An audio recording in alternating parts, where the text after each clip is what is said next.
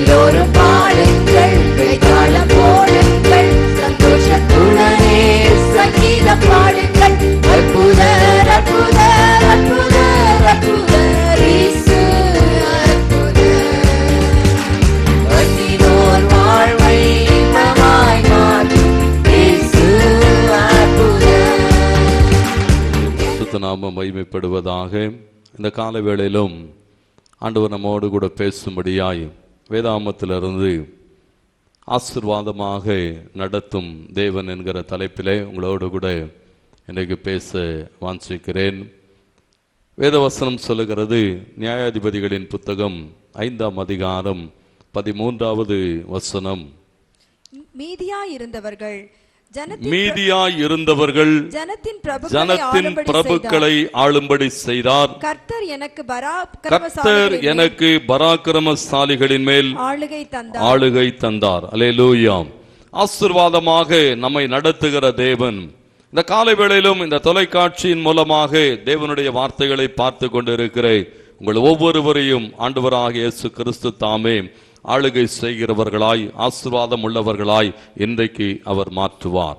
இந்த வேத வசனத்தில் எழுதப்பட்டிருக்கிறது, தேவன் தம்முடைய ஜனங்களை, இங்கே எழுதப்பட்டிருக்கிற வார்த்தைகளை கவனிக்கிற போது, மீதியாயிருந்தவர்கள் ஜனத்தின் பிரபுக்களை ஆளும்படி செய்தார். மீதியானவர்கள் சாதாரணமானவர்கள் என்று சொல்லப்பட்டிருக்கிறது, ஒன்றுமில்லாதவர்கள் என்று சொல்லப்பட்டிருக்கிறது. பழைய ஏற்பாட்டு காலங்களிலே ஒரு யுத்தம் நடக்குமானால், யுத்தத்திலே ஒருவன் வெற்றி பெறுவான் என்று சொன்னால், அந்த தேசத்திலே அவன் சிறையிருப்புக்கு கொண்டு போகிறவர்கள், பலமுள்ளவர்கள், பராக்கிரமசாலிகள், திறமைசாலிகள் எல்லாரையும் அவன் என்ன செய்கிறான்? சிறைபிடித்து கொண்டு போகிறான். மாத்திரமல்ல, சாதாரணமானவர்களை, ஒன்றுக்கும் உதவாதவர்களை, வயது முதிர்ந்தவர்களை எல்லாம் அவன் என்ன செய்கிறதை பார்க்கிறோம், மீதியாய் அந்த தேசத்திலே விட்டு விட்டு போகிறான். அப்படிப்பட்டவர்கள் மீதியான ஜனங்கள் என்று சொல்லப்பட்டிருக்கிறது. ஒன்றுமில்லாதவர்கள், கைவிடப்பட்டவர்கள். கர்த்தருக்கு மகிமையுண்டாகட்டும். ஆண்டவருடைய வார்த்தை இந்த காலை வேளையிலே உங்களுக்கு நேராய் வருகிறது. ஒருவேளை மற்றவர்களாலே பிரயோஜனமற்றவர்கள் என்று நீங்கள் தள்ளப்பட்டு இருப்பீர்களானால், தேவன் சொல்லுகிறார், மீதியாய் விடப்பட்டிருக்கிற நீங்கள் பராக்கிரமசாலிகளை ஆளுகை செய்யும்படி கர்த்தர் நடத்துவார்.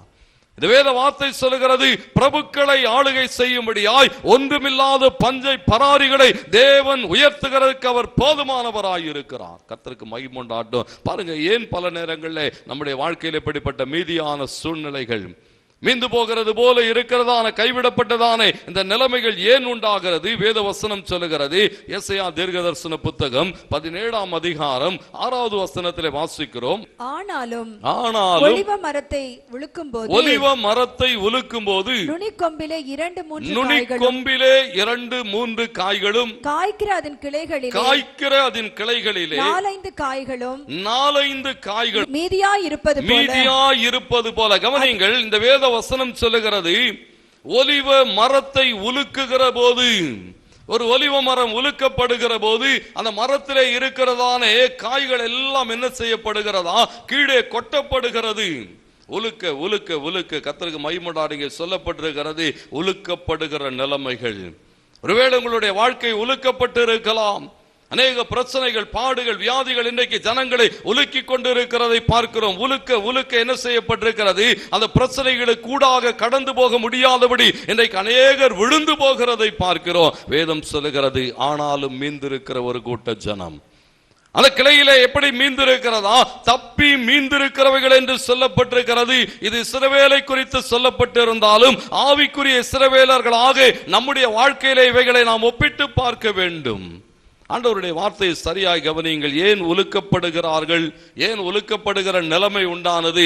எசையா 17ஆம் அதிகாரம் 10வது வசனத்திலே வேதம் சொல்லுகிறது, வாசிக்க கேட்போம். உன் பெலனாகிய கன்மலையை நீ நினையாமல் உன் ரட்சிப்பாகிய தேவனை மறந்தாய். ஆதலால், பாருங்க, ஆண்டவர் சொல்லுகிறார், இன்னைக்கு ஆண்டவரை மறந்து போயிருக்கிற ஜனங்கள், தேவனை, தேவனுடைய கிருபைகளை, தேவனுடைய அநேக ஈவுகளை மறந்திருக்கிற ஜனங்கள். அது நிமித்தம் இங்கே சொல்லப்பட்டிருக்கிறது, வாழ்வின் பாடுகள், உபத்திரவங்களுக்குள்ளாக இவர்கள் கடந்து போகிறதை பார்க்கிறோம். ஆவிக்குரிய வாழ்க்கையிலே ஆவிக்குரிய குறைவுகள் உண்டாகிறதை பார்க்கிறோம். ஆசீர்வாத குறைவுகள் உண்டாகிறதை பார்க்கிறோம். ஒரே ஒரு காரியம், அவர்கள் என்ன செய்கிறார்களா? தன்னை உண்டாக்கின கன்மலையை மறந்தார்கள். ஒரு மெய் தேவனை மறந்து போனார்கள் என்று சொல்லப்பட்டிருக்கிறது. அது மாத்திரமல்ல, சுயபலத்திலே ஓடுகிறான். சுயமாய் தன்னாலே இவைகளை செய்ய முடியும் என்று சொல்லி என்ன செய்கிறதை பார்க்கிறோம்? அவன் ஓடுகிறதை பார்க்கிறோம். யோவான் 5ஆம் அதிகாரம் 30வது வசனத்திலே பாருங்க, ஆண்டவர் இந்த பூமியிலே வாழ்ந்த போது இயேசு என்ன செய்து கொண்டிருந்தாரா? ஆண்டவர் சொன்னார், நான் என் சுயமாய் ஒன்றும் செய்கிறது இல்லை. சுயமாய் நான் பேசுகிறதில்லை, சுயமாய் ஒன்றையும் செய்கிறதில்லை. தேவனுக்கு மகிமை உண்டாகட்டும். பிதாவாகிய தேவன் சொல்லுகிறதை செய்கிறேன் என்று சொன்னவே. இன்றைக்கு நம்முடைய வாழ்க்கையில் அநேக நேரங்கள் என்ன செய்கிறோம்? ஓடுகிறோம், சுயமாய் ஓடுகிறோம். என்னாலே முடியும், நான் செய்து விடுவேன். கர்த்தருக்கு மகிமை உண்டாகட்டும். கண்மலையாகிய தேவனை மறந்து ஓடுகிறது நிமித்தமாய் அநேக நேரங்களிலே வெட்கப்பட்டு நிற்கிறோம். வேத வசனத்திலே வாசிக்கிறோம். 2 சாமுவேலின் புத்தகம் 18ஆம் அதிகாரம் 19வது வசனத்திலிருந்து 23வது வசனங்கள் வரைக்கும் இருக்கிற பகுதிகளிலே பார்க்கிற போது அங்கே சொல்லப்பட்டிருக்கிறது, அகிமாஸ் சொல்லுகிறான், நான் ஓடட்டும். பாருங்க, அங்கே யோவாப் கூறுகிற போது சொல்லுகிறான், நீ போக வேண்டியது இல்லை, நீ நல்ல செய்தி கொண்டு போகிறவன். இன்றைக்கு யுத்தத்திலே ராஜாவின் குமாரன் மரித்து போயிருக்கிறான். நீ கொண்டு போகிறதுக்கு நல்ல செய்தி இல்லை, ஆனால் நீ என்ன செய்ய வேண்டும்? இங்கே இரு, கூஷி ஓடட்டும் என்று சொல்லுகிறான். ஆனா அகிமாஸ் தொடர்ந்து சொல்லுகிறான், இல்லை இல்லை, நானும் ஓடுவேன், நானும் ஓடுவேன். கடைசியில என்ன நடக்கிறது? சுயமாய் ஓடுகிறதை பார்க்கிறோம். அகிமாஸ் என்ன செய்தானா? கூஷியை முந்திக்கொண்டு ஓடினான். முந்திக்கொண்டு ஓடினவன் ராஜாவினிடத்தில் வருகிறான். ராஜா கேட்கிற போது அவனாலே பதில் சொல்ல முடியவில்லை. ராஜாவுக்கு சொல்லுகிறதுக்கு நல்ல செய்தியிலே சொல்லுகிறான், நான் வருகிற போது யுத்தத்திலே ஏதோ ஒரு காரியங்கள் நடந்து கொண்டு இருந்தது, அவைகள் தான் எனக்கு தெரியும் என்று சொன்ன போது தாவீது அவனை பார்த்து சொன்னான், நீ போய் ஒரு ஓரமாய் நில் என்று சொன்னான். ஏன் வெக்கப்பட்டு போகிறோம்? சுயமாய் ஓடுகிறோம். கர்த்தருக்கு மகிமை உண்டாகட்டும். ஆண்டவர் சொல்லுகிறார், கண்மலையை மறந்து சுயபலத்தை நம்பி ஓடிக்கொண்டிருக்கிறாயோ? உன் வாழ்க்கையில இன்றைக்கு ஏன் நீ உலுக்கப்படுகிறாய்? சுயபலத்தை நம்பி ஓடிக்கொண்டு இருக்கிறாய். ஆண்டவர் எதிர்பார்க்கிற ஒரே ஒரு காரியம், உன் தேவனை பற்றிக்கொள். உலுக்கப்படுகிற நிலைமைகள் உலுக்கப்பட என்ன நடக்கிறது? ஒன்றுமில்லாமல் போகிறதை பார்க்கிறோம். இன்னைக்கு அநேக குடும்பங்கள் சின்ன சின்ன பிரச்சனைகள் வருகிற போது, வியாதிகள் வருகிற போது அந்த முழு குடும்பமே முற்றிலும் உடைந்து போகிறதை பார்க்கிறோம். இன்றைக்கு சத்துரு அநேக காரியங்களை குடும்பங்களிலே கொண்டு வந்து குடும்பங்களை உலுக்குகிற போது அநேகர் அங்கே சொல்லப்பட்டிருக்கிறது, விழுந்து போகிறார். ஏன்? தேவனை மறந்து போனார்கள். என் வேத வசனம் சொல்லுகிறது, ஓசியா 2ஆம் அதிகாரம் 8வது வசனத்தை நீங்கள் வாசித்து பாருங்கள். ஆண்டவராகிய தேவன் தானியத்தையும் திராட்சரசத்தையும் எண்ணெயையும் கொடுத்தவர் என்று அதை மறந்தவர்கள் என்ன செய்கிறார்களா? ஆண்டவருடைய வார்த்தையை, தேவன் செய்த நன்மைகளை மறந்து போனது நிமித்தமாய் இன்றைக்கு குடும்பங்கள் உலுக்கப்பட்டு கொண்டு இருக்கிறது. ஆண்டவர் எதிர்பார்க்க உலுக்கப்படுகிற நிலைமைகள், சாபத்திலிருந்து, பாவத்திலிருந்து, குறைவுகளிலிருந்து தேவன் இன்றைக்கு பாருங்க அநேகரை என்ன செய்திருக்கிறார்? விடுவித்திருக்கிறார். ஆனாலும் அவர்கள் என்ன செய்திருக்கிறார்களா? தேவனை மறந்து ஓடுகிற போது ஆண்டவருடைய வார்த்தை சொல்லுகிறது, இன்றைக்கு உலுக்கப்பட்டு கொண்டிருக்கிறார். தேவன் எதிர்பார்க்கிறதெல்லாம் ஒன்றே ஒன்று, அவரிடத்தில் திரும்பி வருகிற போது. எப்படிப்பட்ட சூழ்நிலைமைகள்? ஏசாயா 1ஆம் அதிகாரத்தில் வாசிக்கிறோம். 8வது வசனத்திலே சொல்லப்பட்டிருக்கிறது, சீயோன் குமாரத்தை எப்படி மீந்திருக்கிறாளா? திராட்சை தோட்டத்தில் உள்ள ஒரு குச்சி போல, திராட்சை தோட்டத்தில் உள்ள ஒரு குடிசையை போல அவள் மீந்திருக்கிறதை பார்க்கிறோம். ஒன்றுமில்லாத நிலைமைகள். அந்த தோட்டத்தை குறித்து ஒரு நம்பிக்கை இல்லை, தோட்டத்திலே ஒன்றுமில்லை. கர்த்தருக்கு மகிமை உண்டாகட்டும். அங்க பாருங்க சொல்லப்பட்டிருக்கிறது, சீயோன் குமாரத்தி ராஜரீகம் பொருந்திடவள், ஆசாரியனா ஒரு பெரிய ஆசீர்வாதத்திற்கு அழைக்கப்பட்டவள். ஆனா எப்படி இருக்கிறாளா? திராட்சை தோட்டத்தில் உள்ள ஒரு சாதாரண குச்சை போல, முற்றுகை போடப்பட்டதான ஒரு பட்டணத்தை போல, ஒரு குடிசையை போல. ஏன் இப்படிப்பட்ட சூழ்நிலைமைகள்? ஆண்டவருக்கு மகிமை உண்டாகட்டும். தேவனை மறந்து சுயபலத்தை நம்பி ஓடினதினாலே இன்றைக்கு ஆண்டவர் சொல்லுகிறார், இஸ்ரவேலே, நீ திரும்புகிறதற்கு மனதாயிருந்தால் என்னிடத்திலே திரும்பு. ஆண்டவரிடத்தில் திரும்புங்கள். வேதம் சொல்லுகிறது, ஆண்டவர் உங்கள் வாழ்க்கை என்ன செய்வாரா? ஆச்சரியமாய் நடத்துவார். இங்கே சொல்லப்பட்டிருக்கிறதை நாம் பார்க்கிறோம். அந்த ஒலிவ மரத்தை உலுக்குகிற போது அதனுடைய நுனி கொம்பிலே என்ன செய்யப்பட்டிருக்கிறதா? 4-5 காய்கள். ஆண்டவருக்கு மகிமுண்டான அந்த காய்கள் எங்கே இருக்கிறதா? அந்த ஒலிவ மரத்தினுடைய அந்த நுனி கொம்பு என்று சொல்லப்பட்டிருக்கிறது. அந்த நுனி கொம்பு எதற்கு அடையாளமாய் காண்பிக்கப்பட்டிருக்கிறது? தேவன் நம்மை கொண்டு போய் உட்கார வைத்திருக்கிற ஒரு மேன்மையான இடம்.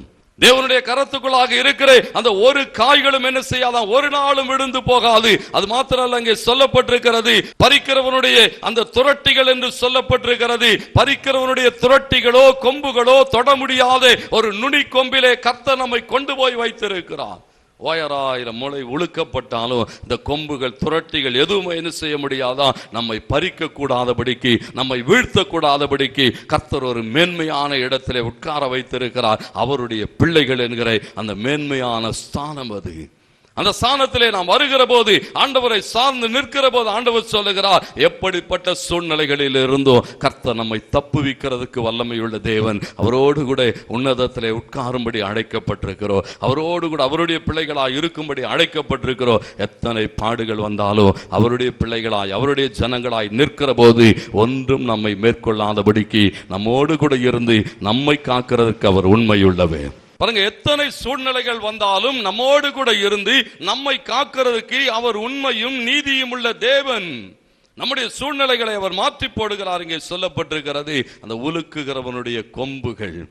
அதுக்கு சத்ரு அநேக பாடுகளை, உபத்திரவங்களை, மாயையான காரியங்களை கொண்டு வந்தாலும் அவைகள் எல்லாவற்றிலும் இருந்து நம்மை மீட்டு நம்மை ஒரு ஆசீர்வாதம் உள்ள வாழ்க்கை வாழும்படியாய், பிரபுக்களை ஆளுகை செய்யும்படியாய், பராக்கிரமசாலிகளை ஆளுகை செய்யும்படியாய் ஒரு மேன்மையை கர்த்தர் இன்றைக்கு நமக்கு கொடுக்கிறதுக்கு அவர் உண்மையுள்ளவராய் இருக்கிறார். இந்த தொலைக்காட்சியின் மூலமாய் இந்த வார்த்தைகளை கேட்டுக்கொண்டு இருக்கிற உங்கள் ஒவ்வொருவருடைய வாழ்க்கையிலும் ஆண்டவர் சொல்லுகிறார், நீ நுனிக்கிளையிலே வைக்கப்பட்டிருக்கிறாய், ஒன்றும் உன்னை சேதப்படுத்தாது, ஒன்றும் உன்னை மேற்கொள்ளாது. ஆண்டவருக்கு மகிமை உண்டாகட்டும். தேவன் உங்கள் ஒவ்வொருவரையும் அப்படியே ஒரு ஆசீர்வாதமான வாழ்க்கை வாழும்படி ஆசீர்வதிக்கும்படியாய் நாம் ஜெபிப்போம். கர்த்தர் உங்கள் ஒவ்வொருவரையும் ஆசீர்வதிப்பாராக.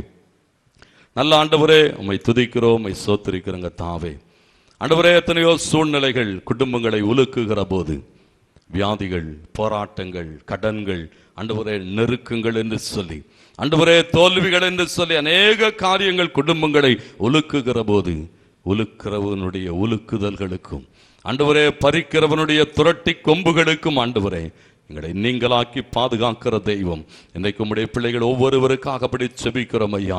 ஆண்டவரே, உம்முடைய ஜனங்கள் ஒவ்வொருவருக்காக செபிக்கிறோம். ஆண்டவரே, இந்த தொலைக்காட்சியின் மூலமாய் உம்முடைய வார்த்தை கேட்டுக்கொண்டு இருக்கிற ஒவ்வொரு குடும்பங்களுக்காக செபிக்கிறோம். ஆண்டவரே, உன்னதத்திலே உயர் ஸ்தானத்திலே வைத்து ஒவ்வொருவரை பாதுகாக்கிற தேவன் இன்றைக்கு ஒவ்வொருவரை பாதுகாக்கும்படி செபிக்கிறோம். வியாதிகள், பலவீனங்கள், சத்துருவின் வல்லமைகள் ஒன்று உம்முடைய பிள்ளைகளை கீழே விழத்தள்ளாதபடிக்கு இந்த தேவனுடைய பலத்த பாதுகாப்பின் கரம் ஒவ்வொருவர் மேலும் வந்து அமரும்படி நாங்கள் ஜெபிக்கிறோம். அப்படி ஆசீர்வதிக்கிறதுக்காக நன்றி சொல்லுகிறோம். இயேசுவின் நாமத்தில் ஆசீர்வதிக்கிறோம் நல்ல பிதாவே, ஆமென், ஆமென். கர்த்தர் தாமே உங்கள் ஒவ்வொருவரையும் ஆசீர்வதிப்பாராக.